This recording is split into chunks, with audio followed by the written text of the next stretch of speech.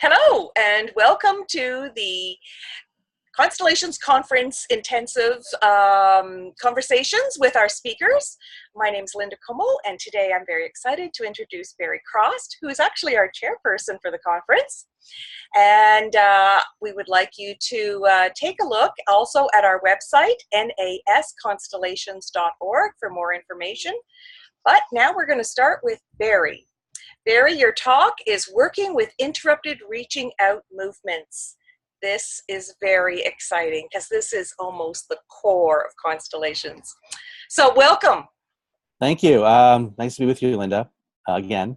I really have become quite fascinated with the interrupted reaching out movement. I was introduced to it pretty early on, and by several different instructors mentioned it, and Hellinger talks quite a lot about it.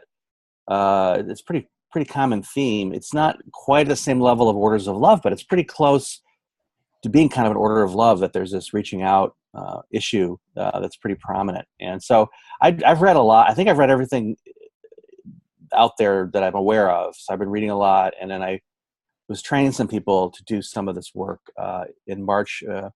And so I read some more. So I've really been thinking a lot about it. I work a lot with it in my practice, working with individual people with it, and also on the workshops. And it's become a real interesting thing. And it's getting bigger than just interrupted reaching out with parents. I'm starting to look at how we have interrupted reaching out movements just in general, or just interrupted movement, period. Just the idea of what is movement, and when does it get interrupted? And then also how do we restore movement? So it's just been a whole kind of involvement for me. So I'm really in it, and it's changing all the time. I don't know what my work will be like by the time of the conference. I have an idea what my presentation is going to be for the conference, but who knows what it'll actually be once I get there. It could change a lot. Who knows? We'll see. Right. Is there any little component that you could tell us now about your presentation?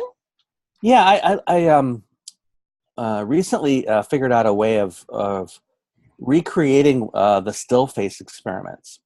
So a bunch of psychologists did some experiments where they have the mother and a very small infant or young child, and they have the mother engage the child quite actively, and then at some point the mother's instructed to stop engaging her child, to turn away and shut down from her child.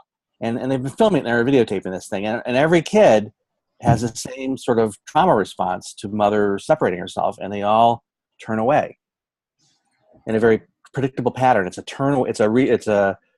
a movement away from mother off to the side, and it's a very almost specific movement of the neck that happens too. And they've done it many times, and they get the same results of kids at various ages. So I took an old theater game where you have that mirror game where you're mirroring somebody, and we start off mirroring each other, and then we move into someone's representing the mother and someone's representing the child, and I have the same instruction: engage. At some point, I tell the one person representing the mother to stop engaging. So we're dealing with adults, right? And then it's just a creative thing, and they're not even their real mother, but people are getting real responses from their partner representing their mother, not engaging anymore. And some of them had some of the same physiological and emotional responses that we see in these still face experiments, which is really the heart of the interrupted reaching out. So we'll probably do that one. It's really interesting how, people are like, I was so surprised as an adult that I still had this response. She's not my mother. And yet I had those same kind of feelings of despair, of anger, of rage, of fear, anxiety. All the feelings that go with the interrupted reaching out happen in this little theater game that I modified. So I did that in Germany at the intensive in Bern Reed, with including Lutz, the head of the thing. So we sort of had a fun time with it. So I'll probably do that one. And then I have an exercise where we set somebody up at the end of the room to represent mother, and then we have a client walk to mom. And it's interesting. Everybody has a different way they sort of figure out how to get to her. I had one client here in Chicago somersault to mom. I had one do big circles. Everybody has a different way they get there, and we walk with them. So it's kind of almost a pilgrimage to mom. It's sort of how it's an old anthropology thing in my head. So we sort of have a pilgrimage to mom, and some people never get there. They stop and they're not ready yet. And then sometimes we have mom come to them, but usually and I really have the client really feel all the different steps to mom in their body, because it's a very The interrupted reaching out is often not cognitive. It happened before we had much cognition. We're either in the womb or we're in early days of infancy. So there's no thoughts there. It's a felt sense in the body. It's a physiological kind of trauma, a biological trauma. So even though we can use constellation images and to work with it, but it's the feeling of the movement that really is key, where the movement gets stuck and how they're reacting. So we move the person towards mom, but we take a lot of breaks. So it's like what Bertolt Ulsummer calls a pendulation. So we sort of stop and we breathe, we stop, we breathe, and we take as much time as we need till we get to the point where the person's nervous system is actually able to receive mom. We've worked through the trauma in sort of little cycles. So it's kind of a trauma. So it ends up being a trauma release technique. This sort of trauma releasing through the pilgrimage to mom. It ties into my body work too. I do a lot of body work that has to do with the physiology of trauma. So it's really breathing and getting there. And Bertolt, I was recently at a trauma workshop and he showed us the various things from somatic experiencing as well. So, and I'd already been doing this, so now I have more of some more techniques for that. But it's just, and then we're talking and we're allowing the person to have the experience they need to get to mom, take the nervous system to mom. Wow, this is so exciting. Yeah. And loving. Oh Yeah. my gosh, you must be so pleased when someone can. I'm getting even touched. It's so powerful. Yeah. Oh, Barry, this is very exciting. Yeah, I really. Your workshop's going to be full. Yeah. Because we all suffer this, don't we? Yeah. Like I don't know whether it's what it was like in Canada, but here in the U.S., every baby in my generation was put in a plastic box as soon as we came out and wheeled away. And our biology at that point is we were required to be physically in contact with our mother at that point. We're the most vulnerable. As soon as we come out of the womb, we are totally vulnerable, and it's life or death. And they put us in a plastic box and wheel us off. And I don't know if they're still doing it quite as much today. So all of us sitting in those plastic boxes had some response to not being with her, and different genetics, different experiences in the womb. I don't know, personality types that probably came up with. We probably had different responses in terms of how traumatic that was. But potentially, the medical system here created reaching out interruptions for every child that went through that medical system here. So there's plenty of work. There's plenty of people who have some experience of it. So I assume everybody of a certain age just has the potential for it. And then other things happen. We hear everything in the womb to some degree with our thinking. So the things that happen in the womb, and then the early childhood things that happen. So there's a classic kind of mom's in the hospital, mom's depressed, mom's mother or father dies when the child is young. So all those kind of classic things that Hellinger mentions, I look for those as well. And I spent a lot of time working with this, and it does seem to really help. Oh my gosh. You know what? You're going to have to give 2 presentations because the room's not going to be big enough for your first slot. Oh my gosh, this is so exciting. Yeah. I really, really intrigued by it. And I have it myself. So of course, everybody's always working with ourselves, but it really is, I have a real feeling for it now, more and more. And I can really tune into the client's nervous system, especially that walking thing. The years of doing body work, I'm really, especially if I have a gentle hand on them, I can really feel what's going on. So I like working with some touch and some contact as a body worker, not as, and really bring a real sense of the feeling the nervous system as we're moving. Mm-hmm. I also work with people on the table. I'll be doing a body work session, and I'll work with interrupted reach out movement while I'm doing something on the table with them. And I'll have them close their eyes and do a guided meditation. So you can do the walk towards mother in the mind's eye. I do that quite a bit, and it is pretty similar. The physiology doesn't really change that much. This feeling of her not being connected to us, that's deeply buried, even in the mind's eye. You can have a feeling of moving towards her, and the anxiety and the fear and the rage and the wanting to and not wanting to. All that happens in the body, even with the eyes closed, and you can sort of feel it. And they can sort of use her, and then I can also move them around and with my hands, and move them around in positions and stuff to sort of support it, or just have a kind touch as they go through it, because the nervous system really has to go through cycles of reaction to this thing. So you really want to keep the client calm, and kindness and love and caring are a really good way to keep the person calm down. For some people, having their eyes closed for this is really not good. So Hmm.